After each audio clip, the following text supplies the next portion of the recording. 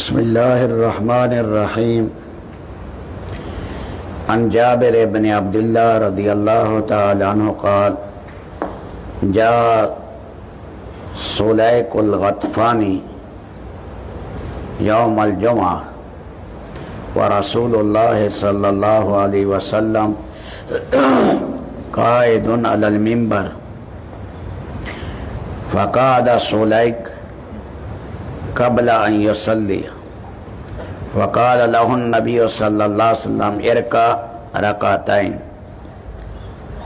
قال الله اركعت ركعتين قال الله قال قم فاركعهما۔ حضرت جابر بن عبداللہ سے روایت ہے کہ سلیک غطفانی ایک دفعہ جمعے کے دن ایسے وقت میں آئے کہ رسول پاک علیہ السلام منبر پر بیٹھ گئے۔ خطبہ شروع کرنے سے پہلے تو سلیک اسی حالت میں آ کر وہ بھی بیٹھ گئے۔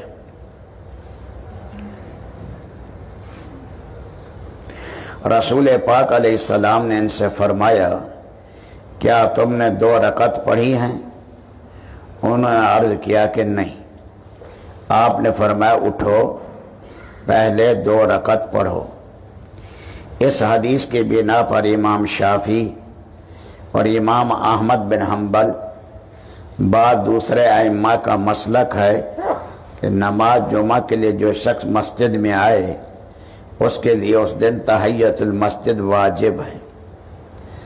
اگر بالفرض امام خطبہ شروع کر چکا ہو جب بھی یہ آنے والا 2 رکعت تحیۃ المسجد پڑھے، لیکن حضرت امام ابو حنیفہ اور حضرت امام مالک اور سفیان ثوری وغیرہ اکثر ائمہ ان احادیث کی بنا پر جن میں خطبے کے وقت میں خاموش رہنے اور توجہ کے ساتھ اس کو سننے کی تاکید کی گئی ہے اور ترغیب دی گئی ہے، اس کے مطابق اکثر صحابہ کرام کا برتاؤ، اکثر صحابہ کرام اور اکابرین تابعین کے عمل اور فتوے کی بنا پر خطبے کے وقت میں نماز پڑھنے کی اجازت نہیں دیتے۔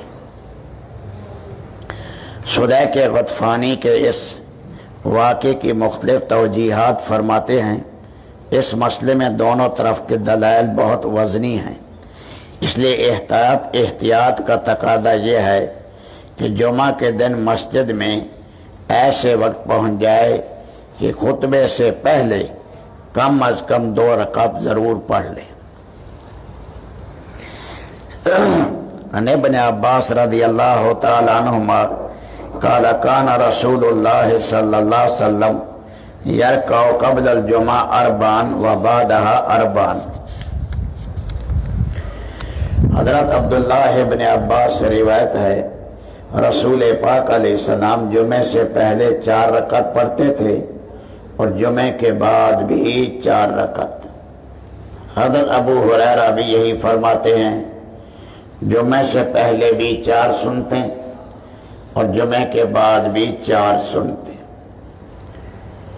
عبداللہ ابن عمر فرماتے ہیں کان النبی صلی اللہ علیہ وسلم لا یصلی بعد الجمعہ حتی ینصرف فیصلی رکعتین فی بیتہ۔ عبداللہ ابن عمر سے روایت ہے رسول پاک نماز جمعہ کے بعد کوئی نماز نہیں پڑھتے تھے یہاں تک کہ مسجد سے گھر تشریف لے جاتے، پھر گھر میں 2 رکعت پڑھتے تھے۔ اب دھیان سے سنیں، کتب حدیث میں نماز جمعہ کی بعد کی سنتوں کے بارے میں جو روایات ہیں ان میں 2 رکعت کا بھی ذکر ہے جمعے کے بعد، 4 کا بھی ہے اور 6 کا بھی ہے۔ امام ترمذی نے خود عبداللہ ابن عمر کے بارے میں نقل کیا ہے کہ وہ جمعے کے بعد 2 رکعت اور اس کے بعد 4 رکعت گویا 6 رکعت پڑھتے تھے۔ اس لیے ائمہ مجتہدین کے رجحانات بھی اس بارے میں مختلف ہیں۔ بعض حضرات نے 2 کو ترجیح دی، بعض نے 4 کو اور بعض نے 6 کو۔ احتیاط اسی میں ہے کہ 6 رکعت پڑھ لیں۔ جمعے کے دن کوشش کرے وقت پر آئے اور جو ہے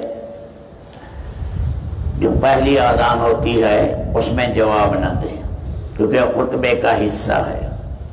جب خطبہ شروع ہو جائے نہ نماز پڑھے اور نہ ہی جو ہے کوئی کلام کرے، اور جو امام کے سامنے اذان دی جاتی ہے وہ خاموشی سے سنے، خطبے کا حصہ ہے۔ پھر بعد میں دونوں طرح جائز ہے، 4 رکعت پہلے پڑھ لے اور 2 رکعت بعد میں، یا 2 رکعت پہلے پڑھ لے 4 بعد میں، یہ سنتیں ہیں۔ اگر کہیں سفر میں ہے، مجبوری ہے، تو 2 رکعت بھی پڑھ سکتا ہے جمعے کے بعد۔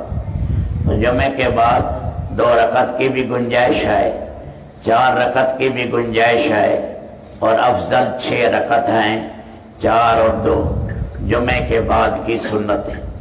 اللہ تعالیٰ عمل کی توفیق عطا فرمائے۔ یا اول الاولین و یا خیر الاخرین یا رحیم المساکین یا ذا القوة المتین یا ارحم الراحمین۔ اللہم صلی علی سیدنا مولانا محمد وعلی آل سیدنا مولانا محمد وبارک وسلم۔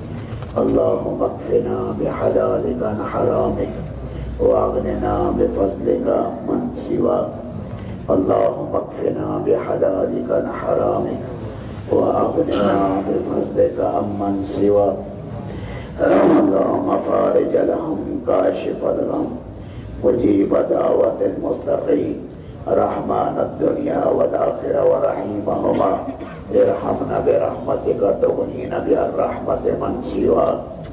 ربنا لا تؤاخذنا ان نسینا واخطانا ربنا ولا تحمل علينا إصرا كما حملته على الذين من قبلنا ربنا ولا تحملنا ما لا طاقة لنا به واعف عنا واغفر لنا وارحمنا أنت مولانا وانصرنا على القوم الكافرين۔ وصلى الله تعالى على خير خلق محمد وآله وصحبه